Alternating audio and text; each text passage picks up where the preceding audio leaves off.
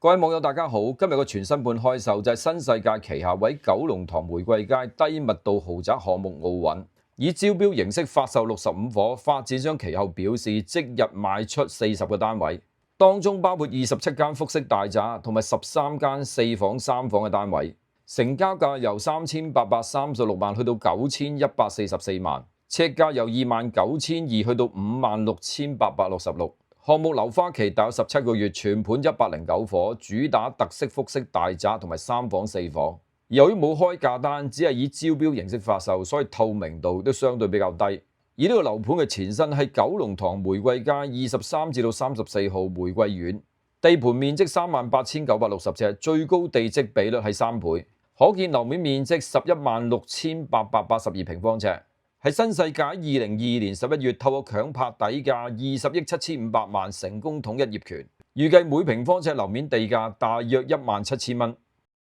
另外，英皇藝人陳偉霆1個月內第2度賣出住宅套現，繼天后炮山之後，最新賣出堅尼地城厚和街滿發大廈高層私室，面積219尺，連240尺嘅天台，成交價305萬，尺價13927蚊。喺嗰一區嚟講算係好平，有冇發生過咩嘢呢？而新買家仲約外國人，有指業主就係陳偉霆喺2011年以大約230萬買入，持貨15年，帳面賺咗75萬，相等於升值咗32.6%。而最新永安百貨郭氏家族成員亦都賣出中半山寶雲道寶雲台一個中高層單位，實用面積2449尺，成交價係7398萬8，折合尺價30212。而物業最早係1967年以永安人壽公司嘅名義買入，當時成交價大約18萬。喺1976年再以55萬轉讓俾郭氏家族嘅2個成員。喺2020年嘅6月再以遺產形式轉讓俾另外2個郭氏家族成員。如果以最初買入價計算，今次嘅成交持貨59年，帳面賺咗410倍。而新買家係間公司，而公司2名董事分別係安百麗同埋黃思明，係 IMS 蒙特梭利國際學校嘅創辦人、校長同埋校董。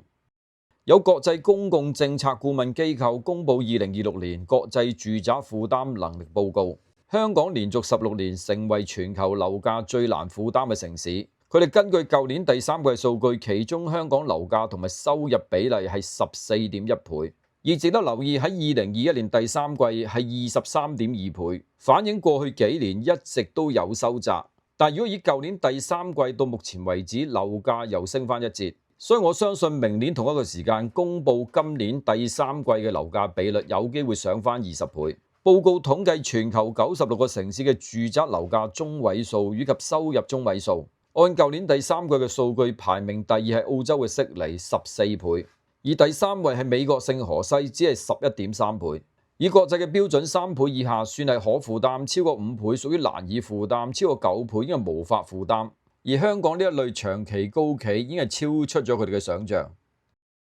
另外擾攘咗一大輪，香港連鎖藥房龍豐集團預計將會6月5號正式掛牌上市，以招股價下限5個1毫8定價，而今日率先設有暗盤交易。本身就平平無奇，但喺暗盤初段就上演咗一場極具驚險嘅過山車走勢。估計3大主要暗盤場表現分化，富途嘅暗盤價目前大約5個搖4，微升咗1.16%。暗盤初段龍豐嘅股價好淡薄，亦極其慘烈。富途暗盤場開始係報5個8毫8，隨後買盤瘋狂湧入，一度升至9蚊，較招股定價5個1毫8大幅高出近74%。但係高位沽壓隨即全面釋放，升幅喺短時間內被蒸發，期間更加一度跌破招股價，低見4個8毫1，較招股價低咗超過7%。而去到傍晚大約6點半鐘度，龍豐嘅暗盤價就獲得支持，富途報5個2毫4，升咗1.16%。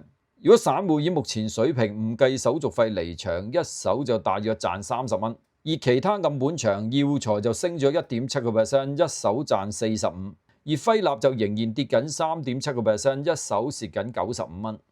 另外嚟緊中誠拍賣行有間特別嘅法院令拍賣，物業位紅磡裕新大廈低層 F 室，實用面積564尺，大2房間隔，根據法院令放盤開拍價只係170萬，尺價3014蚊。有指單位曾經發生過爆鹹水喉事故，導致浸壞電梯，但係業主冇購買家居保險，無力償還相關款項，所以被業主立案法團向法院入稟收樓追討賠償。所以今次開拍價較同類型單位低咗65%。唔知有冇其他原因？如果以咁嘅理由嚟收樓，業主大有可能唔攞份樓契出嚟。亦都話俾人聽，不論出租定自住，一份家居保險係相當重要。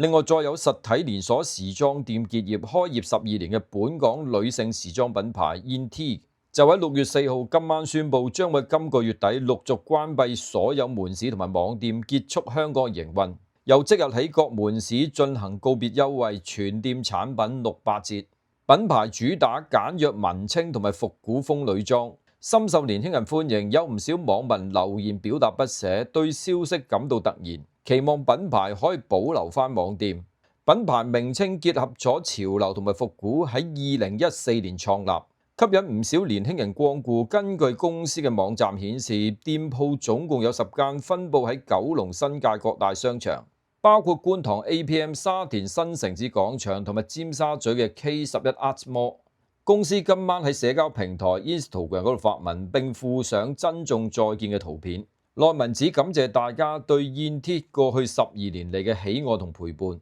懷着感恩嘅心情向大家宣布，品牌將會今個月底陸續關閉所有門市同埋網店，結束香港營運。有唔少顧客喺貼文下面留言表達不捨。咁突然，我平時買開你哋嘅衫，咁我以後去邊度買衫？亦都有人表示近年季都買你哋，仲會同身邊朋友推薦，甚至乎今日先至行完，希望你哋會開返。有網民感嘆係受到大環境影響，租金貴，期望可以保留返網店。而家做零售已經尷尬，再加上走年輕中高檔路線，好睇消費力，而本身品牌規模都唔細，有成10間分店。而家店鋪大多開設喺有名氣嘅商場，例如 K11 Arts Mall 同埋海港城。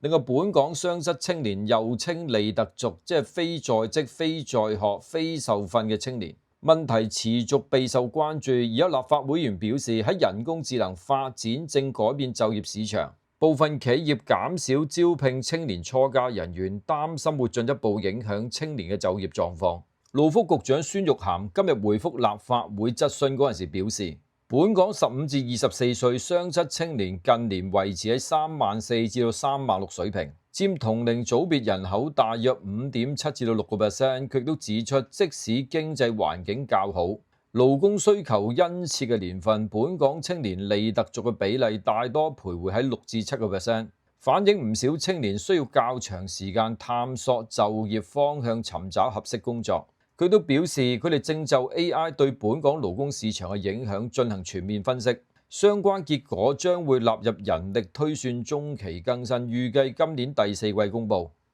今日就講到呢度，如果未訂閱嘅朋友，歡迎訂閱、留言、like 同埋 share。